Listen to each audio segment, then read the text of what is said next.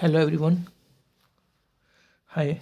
I welcome you in new chapter of reasoning by Ayush Agarwal.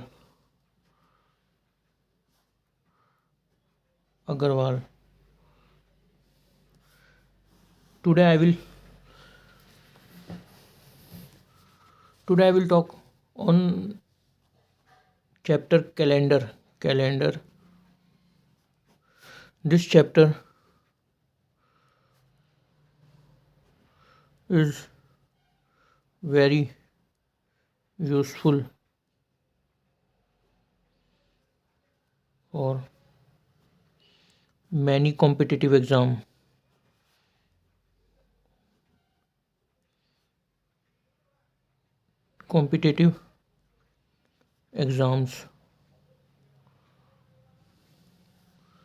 So let's start with the chapter calendar. To understand the calendar, first of all, we have to understand few terminologies which has been used in this chapter, which will be used in this chapter, and these are normal year. Normal year, कुछ ये शब्द हैं जो हमारे calendar chapter में use होंगे और वो कौन कौन से हैं। नॉर्मल ईयर क्या होता है? नॉर्मल ईयर वो होता है जिसमें 365 दिन होते हैं, डेज होते हैं, और हम इसे जिसमें 52 वीक्स एंड 1 डे, और हम जिसे कह सकते हैं इसका जो फेब्रुअरी मंथ होता है, मंथ ऑफ फेब्रुअरी जो होता है वो 28 डेज का होता है। ठीक है, जिसका फेब्रुअरी मंथ जो होता है वो 28 डेज का होता है। और लीप ईयर कौन सा होता है? लीप ईयर एक होता है लीप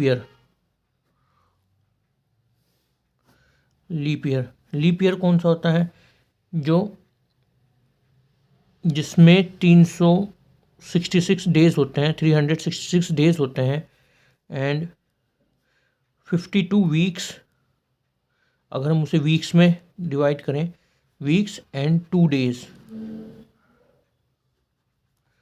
सिमिलरली उसमें जो हमारा फेब्रुअरी मंथ होता है, मंथ ऑफ फेब्रुअरी जो होता है वो हमारा 29 डेज का होता है।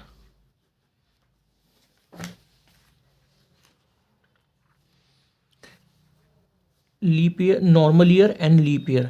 ऐसे ही हमारे होता है सेंचुरी ईयर। ये सारी टर्मिनोलॉजी आप अभी चैप्टर में दोबारा से आएंगी, यूज़फुल होंगी ये जितनी भी हम बात कर रहे हैं। सेंचुरी ईयर जो होते हैं वो भी दो तरीके के होते हैं। सेंचुरी क्यों होता है? जो डिविजिबल होता है 100 से, डिविजिबल बाय 100। ठीक है, और ये दो तरीके के होते हैं। कौन कौन से? एक होता है नॉर्मल सेंचुरी ईयर, और दूसरा होता है लीप सेंचुरी ईयर। तो अगर हमें इन दोनों को समझना है तो सब पहले हम लीप सेंचुरी ईयर को समझते हैं क्या होता है। तो वो year, the year that is fully divisible by 400, वो ईयर जो फुली डिविजिबल बाय 400 हो, वो हमारा सेंचुरी ईयर होता है, लीप सेंचुरी ईयर। जैसे कि एग्जाम्पल हमारा जो हो गए 400, 800, 1200, 1600, 2000, ये सारे हमारे लीप सेंचुरी ईयर हैं। लीप सेंचुरी ईयर है। और लीप सेंचुरी ईयर में क्या होता है कि जो हमारा ये फोर्थ हंड्रेडवा जो ईयर होगा वो हमारा उसमें 366 डेज होंगे। और अब हम नॉर्मल ईयर की बात करें, नॉर्मल सेंचुरी ईयर, ये वो ईयर होता है, these are those years who when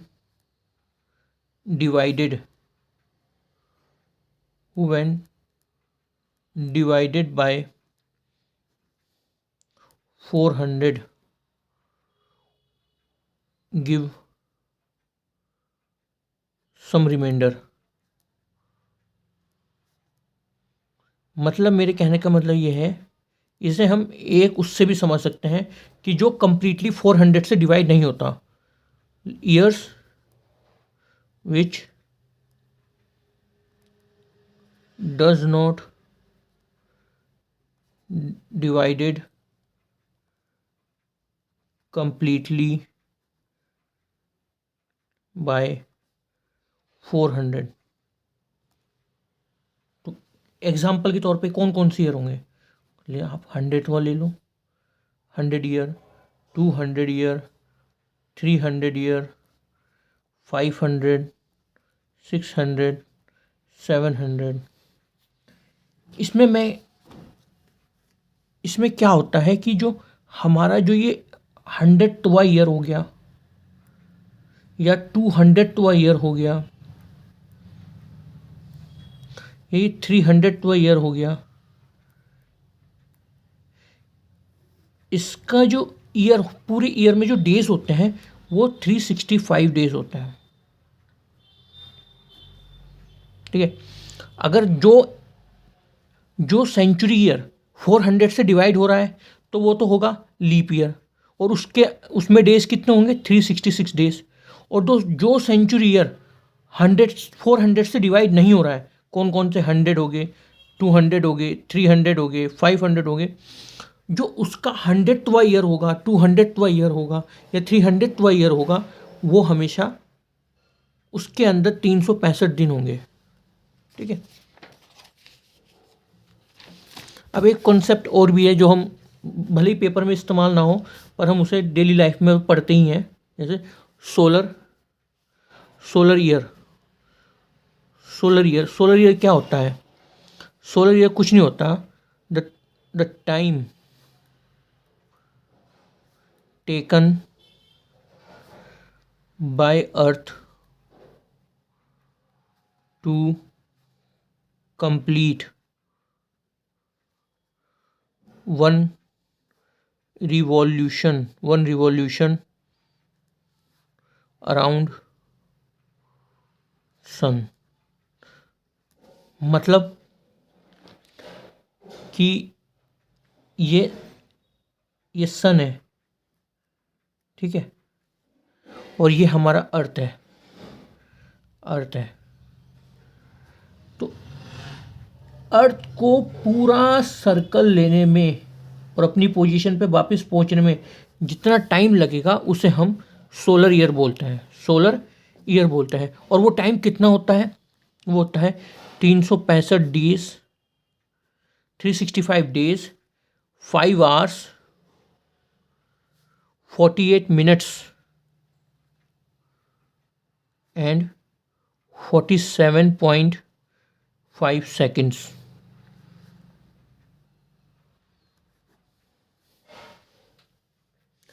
अगर डेज में कन्वर्ट करें, इस पूरे को डेज में कन्वर्ट करें तो टोटल डेज होता है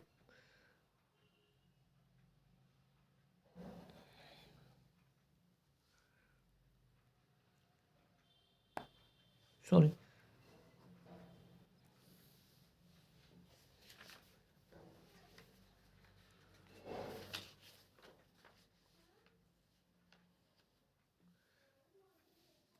अब हम लीप ईयर की बात करते हैं कि लीप ईयर कब कब आता है और लीप ईयर को फाइंड कैसे किया जाता है। लीप ईयर कब कब आता है और लीप ईयर को फाइंड कैसे किया जाता है।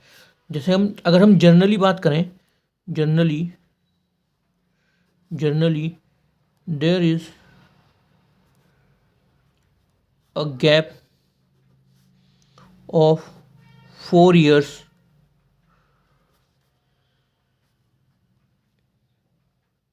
in between 2 leap year.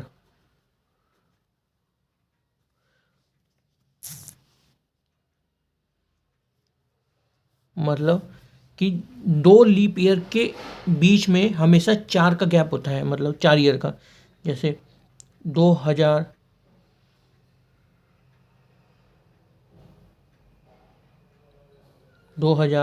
और 2000 लीप ईयर था, ऐसे ही 2004 लीप ईयर, तो इसके बीच में 4 ईयर का गैप है।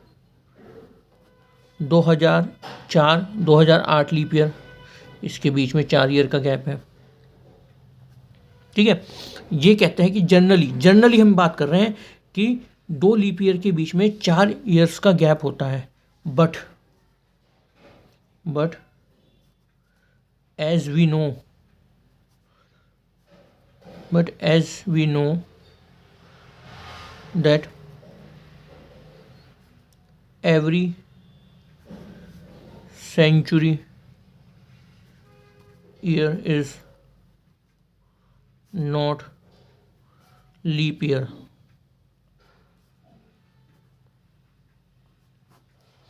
So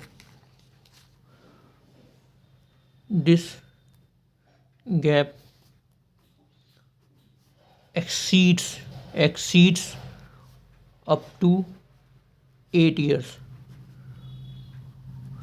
मतलब मेरे कहने का क्या है कि अगर हम जनरली बात करें तो 2 लीप ईयर के बीच में हमेशा 4 साल का गैप होता है, पर हमें पता है कि जो सारे सेंचुरी ईयर्स होते हैं वो लीप ईयर नहीं होते। मतलब कहने का कि जैसे 1900 सेंचुरी 1900 जो हमारा है वो लीप ईयर नहीं है। क्यों नहीं है? क्योंकि ये 400 से डिवाइड नहीं हो रहा है कम्प्लीटली, तो इसलिए लीप ईयर नहीं है।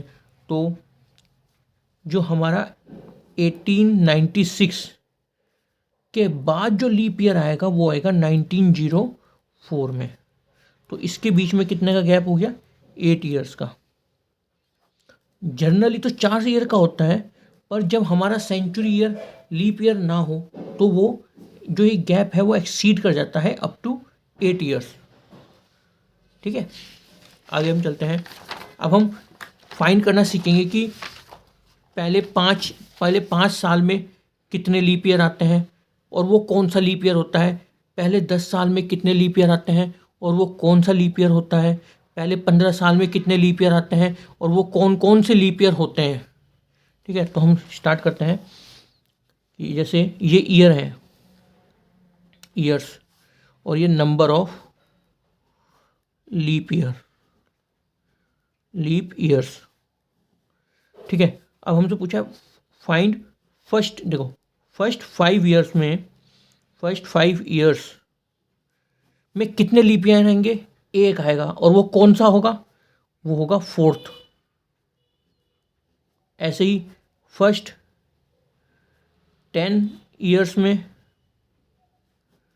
कितने लीप ईयर आएंगे? 2 आएंगे, और वो कौन कौन से होंगे? 4th और 8th। ऐसे ही फर्स्ट 15 ईयर्स में कौन कौन से कितने लीप ईयर होंगे? कितने लीप ईयर आएंगे? 3 आएंगे, और वो कौन कौन से होंगे? एक तो 4th होगा, एक 8th होगा एंड 12th होगा। ठीक है, अब ऐसे ही हम फाइंड करते हैं कि फर्स्ट 25 ईयर में कितने होंगे। फर्स्ट 25 ईयर्स में कितने होंगे? वो होंगे 6। कौन कौन से? 4th, 8th, 12th, 16th, 20, 24। 1 2 3 4 5 6। ऐसे ही अब हम देखते हैं फर्स्ट 50 ईयर कितने लीप ईयर होंगे। बताओ कितने होंगे? 4 से डिवाइड करेंगे तो कितना आएंगे? 12 आएंगे। अब ऐसे ही फर्स्ट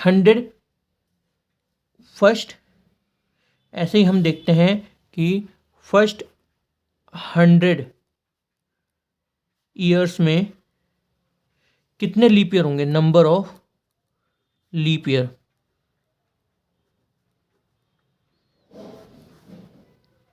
लीप ईयर को फाइंड करने का क्या तरीका है कि हम जो हमें वैल्यू दे रखी है उसे हम 4 से डिवाइड कर दें, तो उस हिसाब से कितना आ रहे? 25। बट जो इसका आंसर होगा ना वो एक माइनस होगा, वो होगा 24। हमने एक माइनस क्यों किया?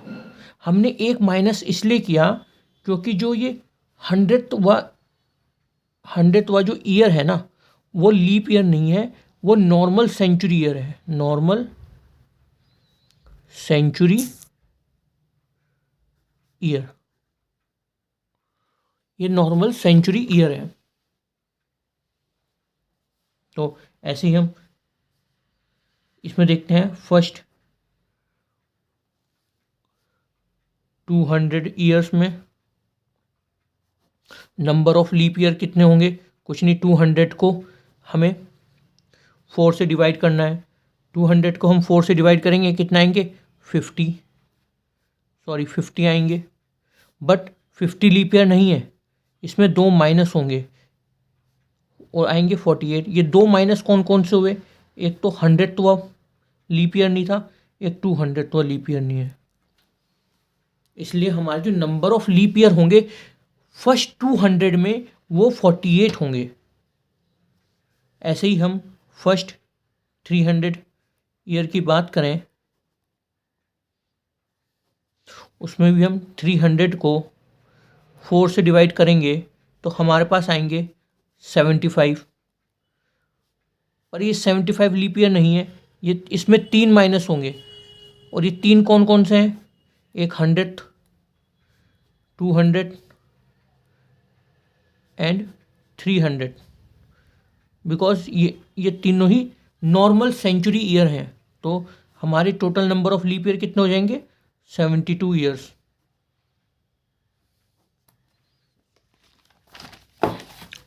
इसी तरीके से अब हम बात करते हैं फर्स्ट 400 की। 400 ईयर्स, फर्स्ट 400 ईयर्स की हम बात करते हैं। अब फर्स्ट 400 ईयर्स की जो बात, इसमें क्या होगा? अगर हम 400 को 4 से डिवाइड करेंगे, 400 को जब हम 4 से डिवाइड करेंगे तो हमारा क्या आंसर आना चाहिए? ये 100। पर हम इसमें इस बार हम 4 माइनस नहीं करेंगे, 3 माइनस करेंगे, क्योंकि जो हमारा 400वां ईयर है ना, 400वां जो ईयर है वो सेंचुरी लीप ईयर है। सेंचुरी लीप ईयर है। बट जो ये 3 है ये 100वां नॉर्मल लीप ईयर है, नॉर्मल ईयर है, नॉर्मल सेंचुरी ईयर है। ये 200वां भी नॉर्मल है, ये 300वां भी नॉर्मल है। ठीक है। 400 में कितना आएंगे? 97 number of leap year.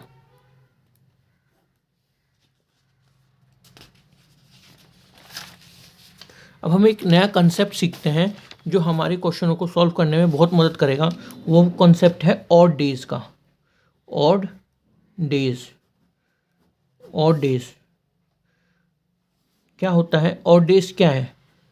The remainder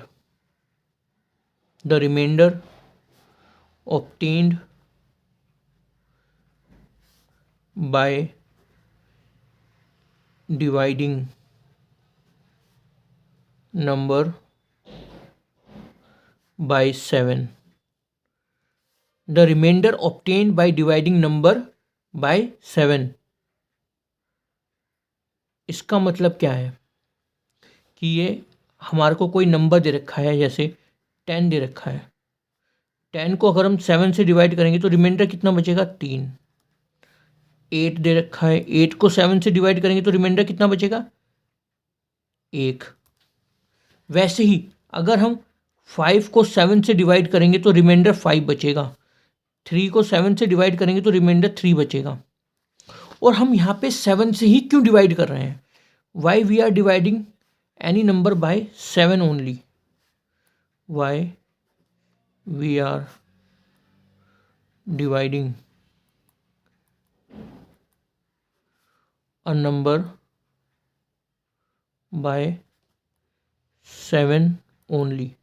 ये तो आपके दिमाग में आया होगा क्वेश्चन कि हम 7 से ही क्यों डिवाइड कर रहे हैं। इसका आंसर है ये है कि एक वीक में 7 डेज होते हैं, because in 1 week we have 7 days. 7 days. तो इससे हमें क्या पता चलता है कि जो हमारा रिमाइंडर है, क्योंकि वीक में 7 डेज ही होते हैं, रिमाइंडर हमारा जो रिमाइंडर है हमारा ना तो कभी नेगेटिव होगा, neither it will be negative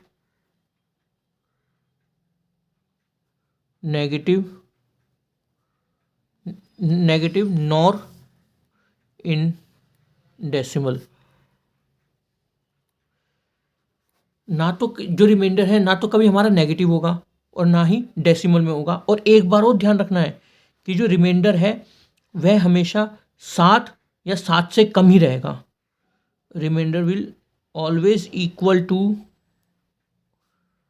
7 and less than 7। Always equal to 7 और लेस देन 7 मतलब मेरे कहने का क्या है कि जब हमें पता है कि वीक में 7 डेज ही होते हैं तो रिमाइंडर 1 आएगा, 2 आएगा, 3 आएगा, 4 आएगा, 5 आएगा, 6 आएगा या 7 आएगा। इससे ज़्यादा नहीं हो सकता और ना इससे कम होगा, ज़्यादा नहीं हो सकता रिमाइंडर। ठीक है। तो ऑड डेज का कंसेप्ट एक यही है कि हमारे जो ऑड डेज होंगे वो हमेशा इतने के बीच में ही आएंगे। 1 2 3 4 5 6 और 7 को हम जब 7 से डिवाइड करेंगे कितना आएगा? 0। 0 से 6 तक रेंज करेंगे। ठीक है। अब हम एग्जाम्पल की तरह से बात करते हैं। एग्जाम्पल, फॉर एग्जाम्पल हमारे पास 15 डेज है। अब हमें number of odd days find करना है। नंबर ऑफ ऑड डेज तो वो कैसे निकालेंगे? 15 को 7 से डिवाइड करेंगे, नंबर ऑफ ऑड डेज आएंगे 1। ठीक है। ऐसे ही हमारे पास 23 डेज है। अब हमें number of odd days find करने हैं। 23/7 तो कितना आएगा? ये आएगा हमारा 2 ऑड डेज। 2 ऑड डेज, जैसे इसमें भी ऑड डेज 1 आए। ठीक है। अब हम देखते हैं कि हमारे जो पूरे साल में जितने मंथ्स होते हैं उसमें कितने कितने ऑड डेज निकलते हैं, कितने कितने नंबर ऑफ ऑड डेज निकलते हैं। देखो टोटल डेज जो होते हैं हमारे डिफरेंट मंथ्स में, उस हिसाब से ऑड डेज देखते हैं हम। टोटल डेज कितने होते हैं? या तो हमारे पास 28 का महीना होगा, या 29 का महीना होगा, 30 का महीना होता है, या 31 का महीना होता है। ठीक है। या तो हमारे पास 28 का महीना होता है, या 29 का महीना होता है, 30 का होता है, 31 का होता है। तो ऑड डेज जब हम इसे 7 से डिवाइड करेंगे तो कितना देगा? 0। जब हम इसे 7 से डिवाइड करेंगे तो रिमाइंडर कितना आएगा? 1। जब हम इसे 7 से डिवाइड करेंगे तो रिमाइंडर कितना आएगा? 2। जब हम इसे 7 से डिवाइड करेंगे तो रिमाइंडर कितना आएगा? 3। ये हमारे ऑड डेज हैं जो हमारे मंथ्स में आते हैं। ये हमारे ऑड डेज हैं जो हमारे मंथ्स में आते हैं। ये हमारे सारे मंथ्स, डिफरेंट डिफरेंट तरह के मंथ्स हो गए। और जब नॉर्मल ईयर की बात करें, 356 डेज, ये नॉर्मल ईयर है। नॉर्मल में 365 दिन होते हैं। इसे जब हम 7 से डिवाइड करेंगे तो कितने आएंगे? 1 आएगा। लीप ईयर की बात करें तो 366 डेज होते हैं। जो हम इसे 7 से डिवाइड करेंगे तो कितना आएगा? 2 आएगा। ऐसे ही वीक्स, अब हमारे को वीक्स दे रखी हैं। वीक जैसे हमें दे दिए कि बताओ 52 वीक्स में कितने कितने और डेज आएंगे? वो हमेशा 0 होंगे, क्योंकि एक वीक हमेशा 7 की होती है। जब हम 7 को 7 से डिवाइड करेंगे तो रिमाइंडर हमारा 0 आएगा। रिमाइंडर हमारा 0 आएगा।